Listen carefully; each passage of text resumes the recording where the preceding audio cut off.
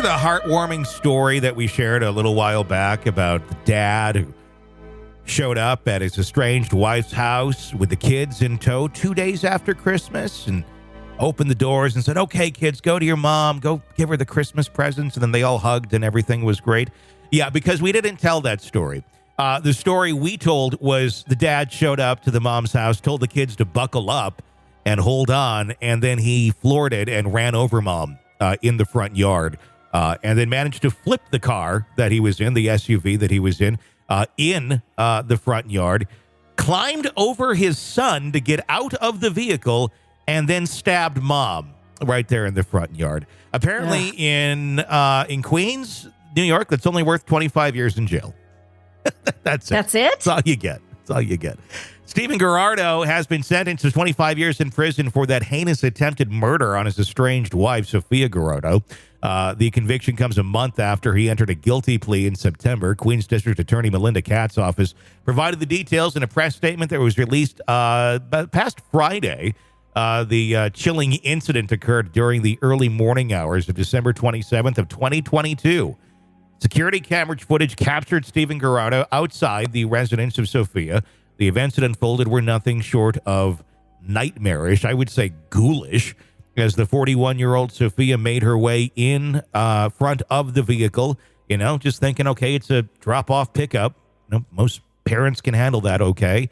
Stephen allegedly turned to their 3 children inside the car, and this is where they'll have trauma now for the rest of their lives. They were 11, 9, and 6, and chillingly advised them to keep your seatbelt on. And then he deliberately ran over his wife. Wow. But it doesn't stop there. The statement from the DA's office narrated after colliding with the victim, the car turned onto its side. The defendant allegedly crawled out the passenger side window of the vehicle and continued his attack, stabbing his wife with a knife.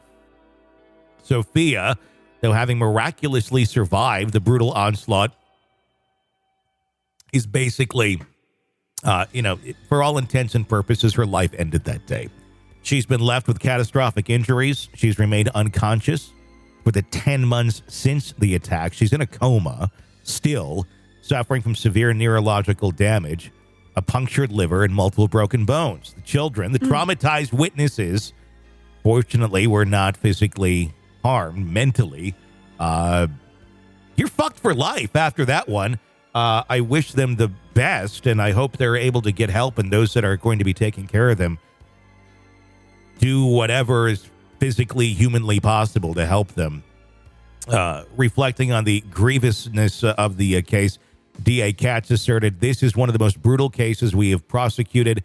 She further commented on the unimaginable nature of the crime, stating, "To tell your children to buckle up purposefully, hit their mother, and then climb over your son to continue your attack with a knife is unconscionable." With the sentence of Stephen Giraldo, Katz expressed hope that it brings some measure of justice to it. The community has been supporting them as much as they can. They've rallied together in support of Sophia and her family. A GoFundMe campaign initiated shortly after the attack amassed about $50,000 in donations as of now. And a heartfelt note on the fundraiser page, Chuck termed the incident and the ensuing journey as a whirlwind of tragedy. He went on to thank the generous donors and supporters who've been pillars of strength during the tumultuous times. I do want to talk about some of the interesting things that happened in court in this case. I just need to pull that document up over here. While you're doing that, I want to point out, too, that Sophia had a podcast. It was called the Unfiltered and Free Podcast. Yep. Real conversations about life, about living life after betrayal and abuse. She was a motivator and speaker who often talked about trauma and abuse at the hands of somebody that you're in a relationship with. So that it ended this way is just horrific. I mean, she's still alive, but is she? Well, that's the question. I mean, the kids don't have a mom right now. Who knows? I mean, God willing, she makes a recovery. And dad's out of the picture for life, at least for 25 years. But at the same time, this man had the nerve in court to make a statement after he was given that 25-year sentence. And his statement wasn't of guilt, of, oh my God. It was Sophia, I'm quoting here, Sophia, I forgive you for not respecting me as your pre-designational husband. I don't know what. Oh my God. What does pre-designational husband even mean? I don't even know what that means. It says, I forgive you for not honoring me as a good and loving father. He declared in court. Like, what is wrong with you? What? Yeah. Yeah. Okay, this is a guy who feels that women should worship the ground they walk on. And not that that's, I mean, it's one thing if you do worship your spouse, but I hope they worship you back. Mm-hmm. If it's one-sided, it's a problem. But for him to speak in this manner that she didn't respect him, this is somebody who is destined to be an abuser for the rest of his life because nobody will measure up to his expectations. Well, that's where this 25-year sentence just, Judge, are you serious? You want to rethink that one? Because this, if he survives prison, which I pray to God he does not, and that may sound very counterintuitive to some people, but yeah, I think that would probably be the best thing to happen to this planet and to this kids, is that he never gets out of prison. Because he will go on to ruin more lives. He will go on to hurt and traumatize other people. Just listen to what he has to say. He also said to Sophia, I never would have thought that this would be our new normal. Please forgive me for this unspeakable, unfathomable, unimaginable hurt I inflicted upon you. The last thing I wanted to do was hurt you in any way, shape, or form. But you planned it. You told them to buckle up. You ran her over, and then you got out with a knife and tried to finish her. But retrospectively, he can just say, you know what? I never wanted to hurt you in any way, shape, or form. That is the absolute opposite. I've never wanted to hurt you. I will always love you, and you'll always have a special place in my heart. And I pray for your recovery. Oh my God. He went on. He went on to request forgiveness from his friends and family. And then it gets even better. He decides, you know what? I got this platform right now.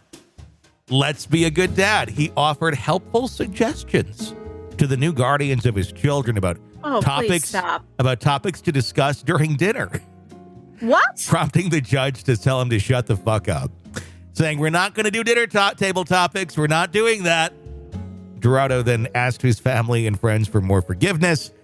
I'll do my best to earn and regain your trust of everybody here in the courtroom, he said, before adding that he wanted to then recommend 2 books. My God. The judge cut him off there saying, we don't need book recommendations. Thank you. Wow. Yeah. So, I mean, it speaks. We've seen some of the worst narcissists on the planet on this program. This not being a super high profile case, but I think this could be the definition of just of narcissism, just so deeply embedded in someone where they cannot. I believe he believes this. I mean, to make statements like that, you almost have to believe it. That you think that she should be forgiving you, and that you're somehow in the right here, and that you're gonna say you forgive her, but all these other things, you know, this is part of it. Here's some book suggestions. Here's some dinner topics. Oh my God!